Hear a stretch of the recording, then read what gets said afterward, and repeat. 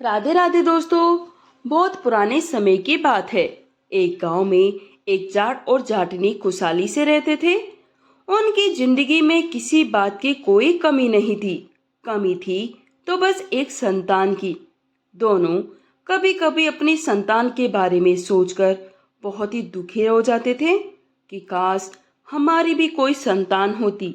एक दिन जाट को बहुत अधिक काम था, इसलिए बिना खाना खाए ही वह खेत पर चला गया और जाटनी से बोल गया, दिन में मेरे लिए खाना लेकर खेत पर ही आ जाना।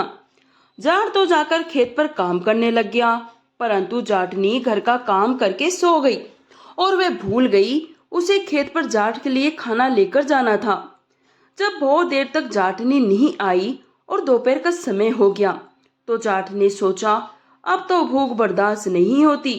शायद हो सकता है मेरी पत्नी खाना लाना भूल गई हो। तो वह अपने बैलों को वापस घर की तरफ ले जाने लगा। रास्ते में चलते चलते उसे मटर के खेत दिखाई दिए। उसने सोचा, क्यों ना दो चार मटर की फलियां खा लूं, ताकि थोड़ी भूख तो शांत हो। उसने बैलों को एक तरफ खड़ा किया और मटर के खेत में घुस के मटर तोड़कर खाने लगा। कुछ मटर खाने के बाद जब वह वापस आने लगा, तो उसे रास्ते में एक बच्ची कपड़े में लिपटी हुई दिखाई दी।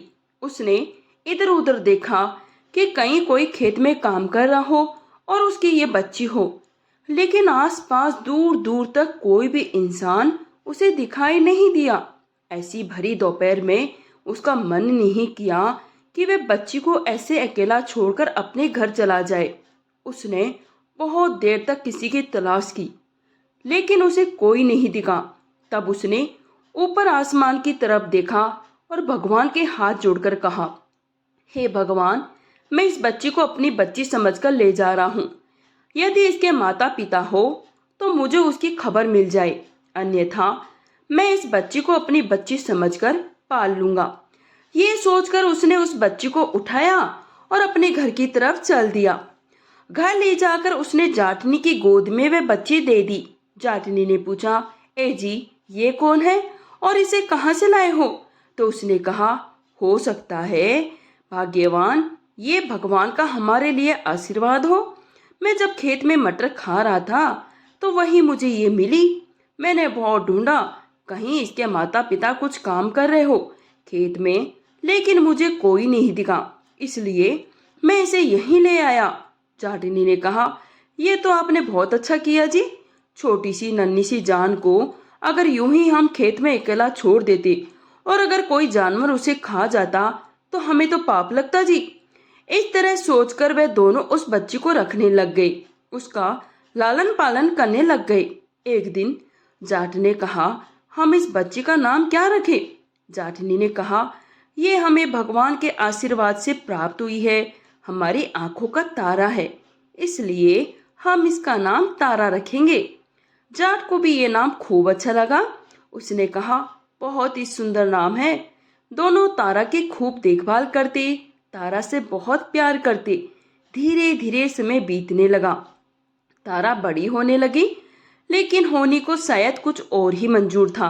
एक दिन जाट और जाटनी अपने खेत में काम कर रहे थे और तारा को घर पर छोड़ के गए थे। अचानक खेत में एक बड़े से बिल में से एक नाग निकल आया और जाट और जाटनी दोनों को उसने डस लिया। आसपास दूर दूर तक कोई न था। दोनों बेचारे जाट और जाटनी तड़प तड़प कर वहीं मर गए।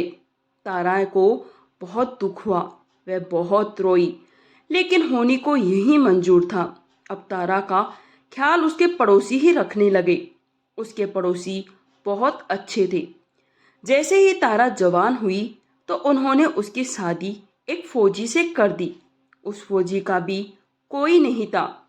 जब शादी करके तारा ससुराल गई तो कुछ दिनों बाद ही फौजी अपनी ड्यूटी करने चला गया। जब वह कुछ टाइम बाद वापस आया तो तारा ने उससे कहा, देखो जी, आप तो यहाँ से चले जाते हो और बहुत समय बाद आते हो, लेकिन मेरा यहाँ बिल्कुल भी मन नहीं लगता है। क्यों ना मैं अपने मायके में मेरे पड़ोसियों से मेरी मायके चली जाऊं और मेरे पड़ोसियों से मेरी मुलाकात भी होती रहेगी और मेरा समय भी बीत जाएगा। आप भी वहीं मेरे साथ रहे। फौजी को भी ये बात जम गई। उसने कहा, ठीक है, जैसा तुम ठीक समझो। अब तारा अपना सारा सामान लेकर अपने मायके में रहने आ गई। धीरे धीरे समय यूं ही बीतता रहा। एक दिन तारा कुएं पर अपनी सखियों के साथ पानी भरने गई थी। उस समय रहट द्वारा ही कुएं से पानी निकाला जाता था। कुएं के एक तरफ दीवार थी, उस दीवार के पीछे एक चोर बैठा था और वह उन सभी की बातें बड़े ध्यान से सुन रहा था। सभी सहेलियां आपस में अपना अपना हाल सुना रही थी। सारी सहेलियों ने एक दूसरे की कहानी पूछी, कोई अपने भाई की तो कोई अपने पति की, कोई अपने परिवार की बातें कर रहा था। तीज का और राखी का त्योहार आने वाला है। तारा बोली, काश मेरा भी कोई भाई होता तो मेरे लिए तीज लाता, मैं भी उसे राखी बांधती। चोर ये सभी बातें बड़े ध्यान से सुन रहा था। जब सबने अपने अपने घड़े भर लिए तो वह अपने घर की ओर चल दी। चोर चुप चुप करके तारा के पीछे चल पड़ा। सभी अपने अपने घरों में चली गई। जब तारा अपने घर में दाखिल हुई तो चोर ने तारा के घर का पता मालूम कर लिया, वापस अपने घर चला गया। कुछ दिनों के बाद चोर चावल, चीनी, साड़ी, चूड़ियाँ, फल, मिठाई, सारा सामान लेकर तारा के गांव आया। फिर वो गांव वालों से तारा का पता पूछने लगा। लोगों ने सोचा हो सकता है ये उसका कोई रिश्तेदार हो, तो उन्होंने उसे तारा का घर बता दिया। चोर ने दरवाजा खटखटाया तो तारा ने दरवाजा खोला और सामने अजनबी को देखकर वह उससे पूछने लगी, आप कौन हो? तारा ने पूछा। चोर ने कहा, मैं तारा का भाई हूँ और मुझे उससे मिलना है। तारा ने खुश होकर कहा, मैं ही हूँ तारा, लेकिन मेरा तो कोई भाई नहीं है। चोर ने फिर कहा, मैं तुम्हारा ही भाई हूँ। जब तुम 3 महीने की थी और माता पिता खेतों में काम करने गए थे तो तुम्हें एक जानवर उठाकर ले गया था। तब मैं 6 साल का था। हमने तुम्हें बहुत ढूंढा पर तुम नहीं मिली। आज माँ को पता चला कि तुम इस गांव में रहती हो तो माँ ने ही मुझे यहाँ भेजा है और मैं तुम्हारे लिए ये सब सामान भी लाया हूँ। देखो माँ ने तुम्हारे लिए क्या क्या भेजा है। माँ की तबीयत ठीक नहीं है, अगर तुम चाहो तो वह तुमसे मिलना चाहती है। 2-3 दिन 4 दिन बाद माँ के पास रुक जाना, उससे मिलकर फिर वापस मैं तुम्हें छोड़ आऊंगा, आगे तुम्हारी मर्जी। तारा ने खुश होकर कहा, ठीक है भाई। तारा ने सारा सामान देखा तो वह फूली न समाई। उसने अपने पड़ोस में मिठाई और फल बांटे। जब रात हुई तो तारा ने चोर को अपना भाई समझकर उसकी खूब खातिरदारी की। सुबह हुई तो तारा तैयार होकर चोर के साथ चल पड़ी। अपनी माँ से मिलने की उसे बड़ी इच्छा हो रही थी। घर के ताला लगाकर अपनी पड़ोसन से कहा, मेरे भाई के साथ मैं अपने पीहर जा रही हूँ, मेरी माँ से मिलने। कुछ दिन बाद आऊंगी, कोई आए, अगर मेरा पति आए तो उन्हें ये चाबी दे देना। तारा अपने भाई के साथ चल पड़ी। थोड़ी दूर चलकर उसे प्यास लगी तो उसने कहा, भैया मुझे पानी पीना है। तब चोर ने कहा, आगे कुआं है बहन, वहीं पानी पिला दूंगा।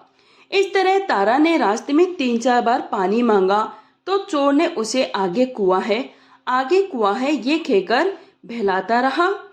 जब चोर का गांव नजदीक आया तो तारा ने फिर कहा, भैया देखो कोई गांव भी आ रहा है, अब यहाँ तो मुझे पानी पिला दो, मुझे बहुत जोर की प्यास लगी है। अब चोर को बड़ा गुस्सा आया तो बोला, मैं तुम्हारा कोई भाई भाई नहीं हूँ, कब से भाई भाई की रट लगा रखी है। तारा समझ गई दाल में जरूर कुछ काला है।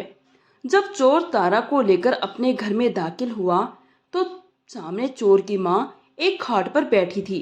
वह उठी और देखा चोर के साथ तो बहुत ही सुंदर लड़की आई है। चोर ने कहा, देखो माँ, मैं तुम्हारे लिए कितनी खूबसूरत बहू लाया हूँ। जब तारा ने ये बात सुनी तो उसने चोर की तरफ बड़े ही आश्चर्य से देखा। चोर मक्कारी वाली हंसी हंस रहा था। तारा ने कहा, तुमने तो मुझे अपनी बहन कहा था। चोर ने कहा, जब तुम कुएं पे पानी भरने गई थी तभी मैंने तुम्हें तुम्हारी सहेलियों के साथ देखा था।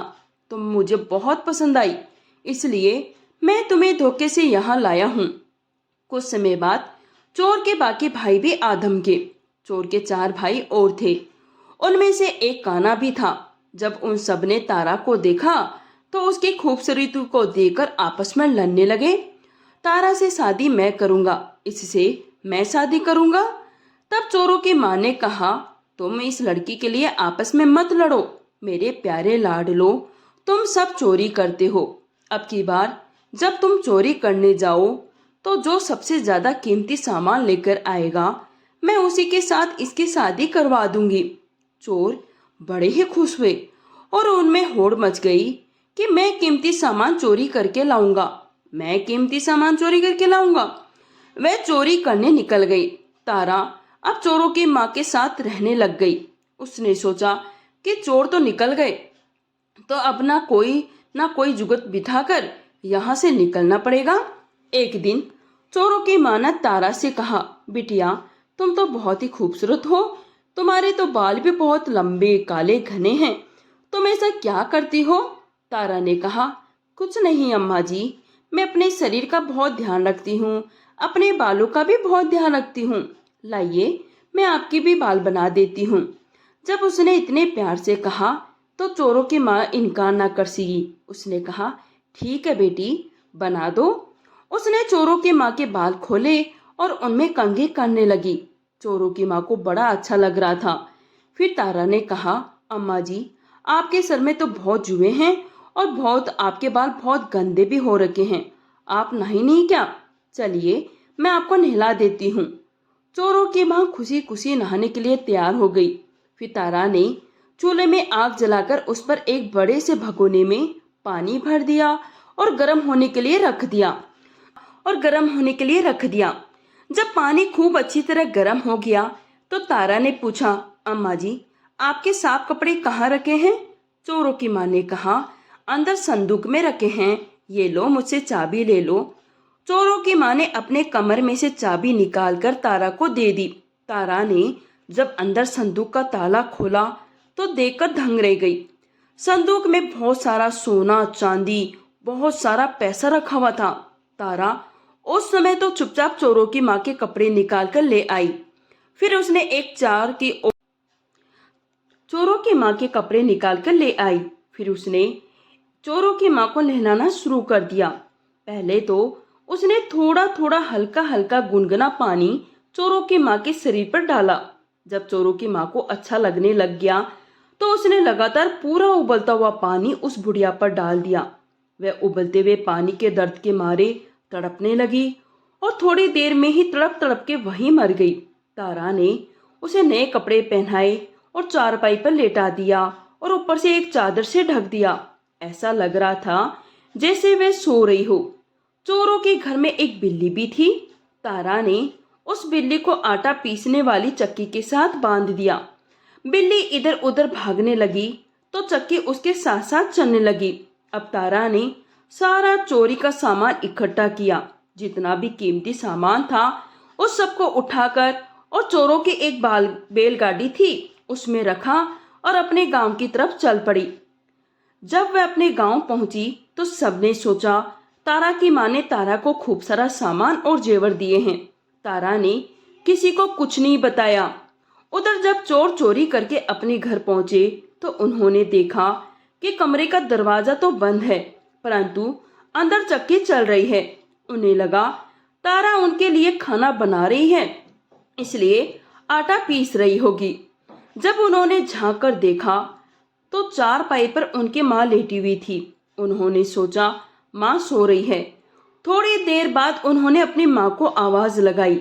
जब बहुत बोलने पर भी उनकी माँ नहीं उठी तो उन्होंने कमरे का दरवाजा खोला और अंदर जाकर देखा तो चक्की के साथ तो बिल्ली बंधी हुई है। फिर माँ से पूछने लगे, माँ को उठाने लगे तो चौंक गए कि उनकी माँ तो मरी पड़ी है। फिर उन्होंने जल्दी से अपना संदूक खंगाला। संदूक में से सारा धन जेवर सब कुछ गायब था। चोरों ने अपना माथा पीट लिया। चोर के घर में ही चोरी हो गई। उन्हें बहुत गुस्सा आया। एक तो माँ मर गई, ऊपर से जितना भी उनके पास धन था वह सब चोरी हो गया। और सबने सोचा कि तारा को अब सबक सिखाना ही पड़ेगा और अपना जेवर और पैसा उसी से वापस लेकर आना ही पड़ेगा।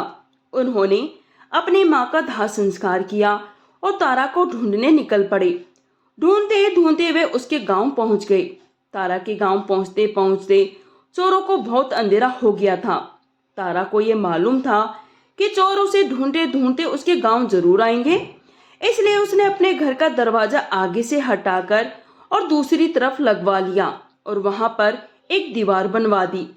अब जो चोर तारा का घर जानता था, उसने अपने बाकी 4 भाइयों को बताया, घर तो यही है लेकिन दरवाजा नहीं मिल रहा। पहले तो दरवाजा इसी तरफ था, लेकिन अब दरवाजा गायब हो गया।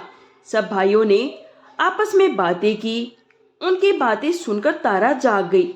अब सबने सोचा, अब दरवाजा नहीं मिल रहा है तो चलो इधर से दीवार में छेद करते हैं। सबने दीवार में छेद करना शुरू कर दिया। तारा जाग गई तो उसने सोचा, जो मैंने सोचा था वही हुआ, चोर आ गए हैं। उसने एक तेज धार वाली धरा को अपने हाथ में लिया और दीवार के पास सटकर खड़ी हो गई। चोरों ने जब इतना बड़ा छेद कर लिया कि वे आसानी से अंदर आ सके, तो एक चोर ने छेद में से अपना मुंह अंदर किया ही था कि तारा ने अपनी धरा से उस चोर के नाक पर मारी। उसकी नाक कटकर जमीन पर जा गिरी। चोर दर्द से चिल्लाकर उठा। उसकी नाक कटकर जमीन पर जा गिरी। चोर दर्द से चिल्लाकर उठा। वे वहां से हट गया तो दूसरे चोरों ने उसकी हालत देखी तो घबरा गए और सरपट भाग गए। पहले तो उन्होंने गांव के वैद्य से अपने भाई की दवा दारू करवाई, फिर तारा से अपने भाई के नाक काटने का बदला लेने की ठानी। अब उन्होंने तारा के घर के दरवाजे का पता लगा लिया था। वो सब रात में चुपचाप तारा के घर पहुंचे। तारा गहरी नींद में थी तो उन्होंने तारा को चारपाई समेत ही उठा लिया। तारा की चारपाई उठाकर अपने सिर पर रख ली और जंगल की तरफ चल पड़े।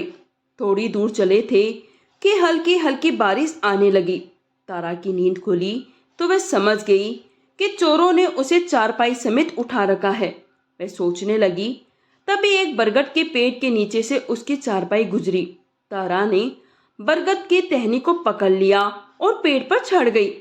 पीछे पीछे आ रहे काने चोर ने ये देख लिया तो वे बोला, भाई लड़की तो पेड़ पर चढ़ गई है। बाकी के दूसरे भाई बोले, तुम्हें बहुत दिखाई दे रहा है, अंधेरे में हम क्या पागल है?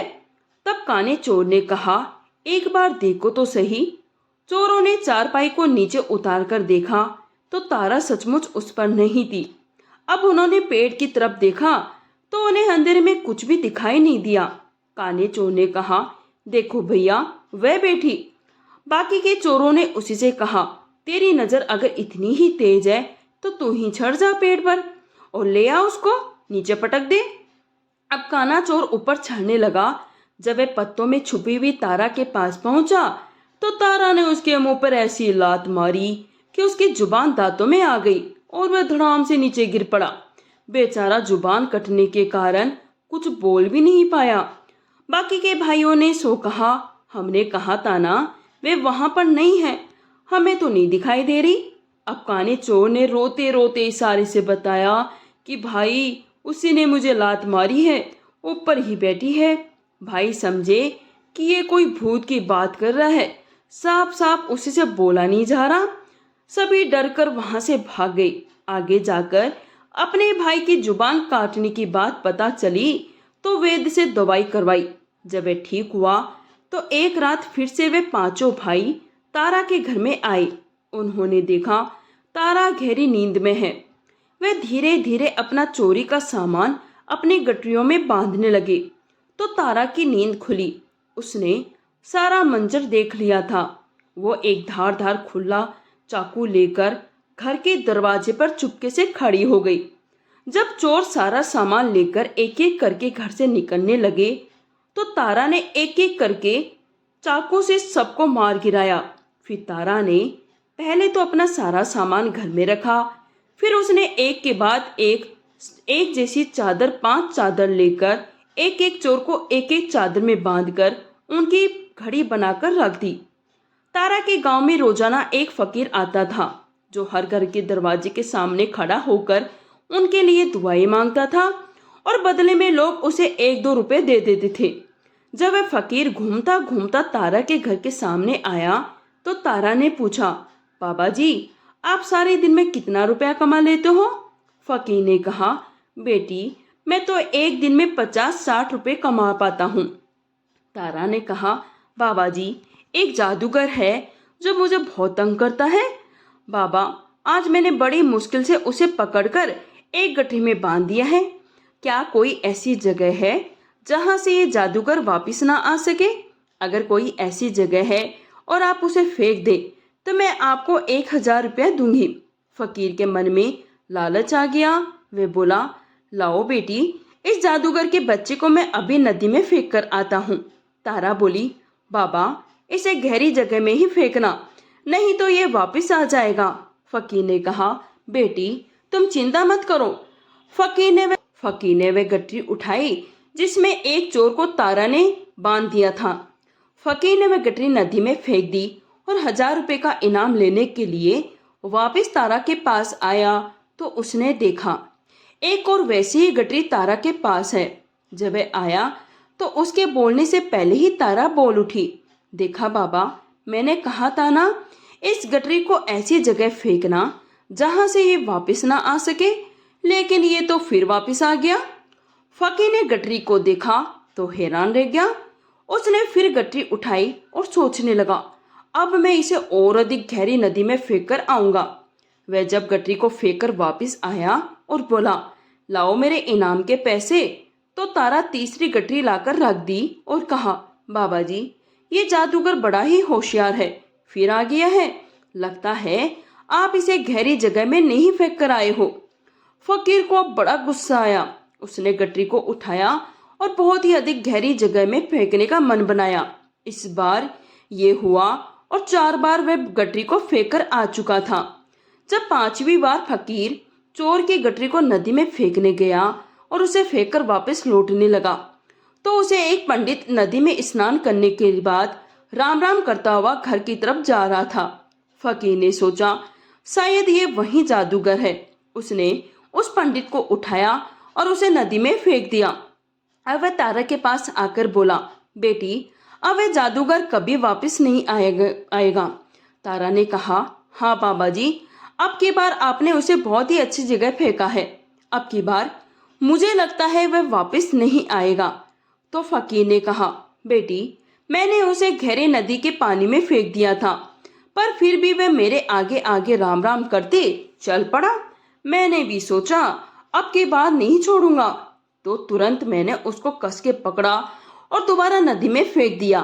मुझे यकीन था कि अब की बार वह वापस नहीं आ सकेगा। तारा बड़ी खुश हुई। उसने फकीर को 1000 की बजाय 1200 रुपए दिए। फिर जब तारा को पता चला कि वह वापस एक पंडित को फेंक के आया है, सबसे पहले तो उसको बचाया। फिर जब तारा का पति फौज से वापस आया तो तारा ने चोरों वाली सारी कहानी उसे बताई।